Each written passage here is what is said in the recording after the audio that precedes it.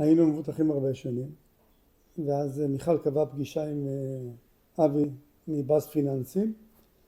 הוא עבר על התיק והוא אמר שאנחנו עשינו טעויות גדולות, בנה את התיק שלנו מחדש, חסך לנו המון כסף, וגם יצר קשר עם הסוכן הקודם, ודרך התקשורת ביניהם, באופן שבו הוא פנה אליו, קיבלנו החזר של הרבה כסף. אני בהחלט חושבת שאתה צודק.